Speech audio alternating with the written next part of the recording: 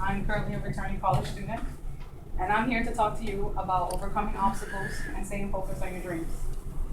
Some of you may have a different opinion on this, or you may even relate to my story in some kind of way.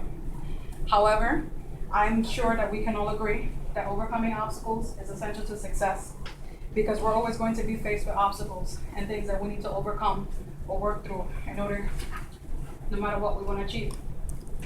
So today, I'm going to talk to you about my life, and I'm going to show you the obstacles that I've had to overcome in order for me to be here and have the mindset that I have today.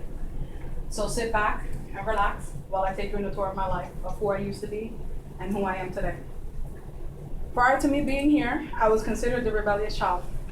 I had to grow up at an early age and learn to take care of myself. I started working my first two jobs when I was 14 years old and going to school at the same time. I eventually moved out on my own when I was 16. Life for me was not easy, and it was definitely not a walk in the park. I remember my mother and I constantly fighting, and eventually one of us ended up in jail, and that'd always be me.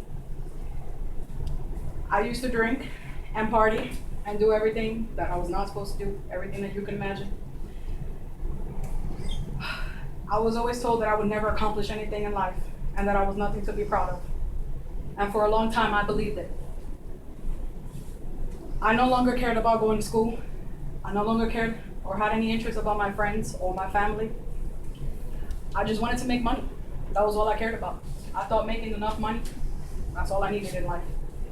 But let me tell you something, I was wrong. I was really wrong. Ladies and gentlemen, let me introduce to you a special person that's influenced my life and that's helped me to be where I am today. One of my biggest influences would be my sister. She helped me see that nothing is impossible to achieve in life, and that if you want something, you have to work hard to get it, because nothing is impossible. It's because of her influence that I graduated high school, that I decided to get a bike and ride to work every single day for 4 years until I got a car, because nobody wanted to take me. I got my permit, still nobody wanted to teach me how to drive. I taught myself. Some of you may think that this is the end of my story, that this is the end of my chapter, but it's not, it's the beginning. Right after I graduated high school, I had the dream of going to the Navy to be a radiologist. That's around the time that I met my husband, another special influence in my life. I told him my only dream was to go to the Navy and that I had no intentions of being with you. But God had other plans in mind, because 6 months later, we were told that a new chapter would start in our life and that we'd be expecting a little girl. Aww. 9 months and 16 hours of labor passed, and on August 7, 2011, Melanie Idali Fernandez was born. Shortly after, I decided to get married with my husband. I decided to leave my two jobs and take care of my little family. But after 2 years of doing this, I started to question my life, simply because I felt like I had not accomplished anything, any of my goals.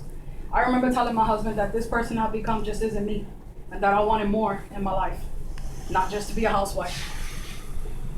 And that's when he gave me the idea of going back to school and said, you only dreamed of going to the Navy because you wanted to run away from your problems, not because you wanted to serve your country. And he was right.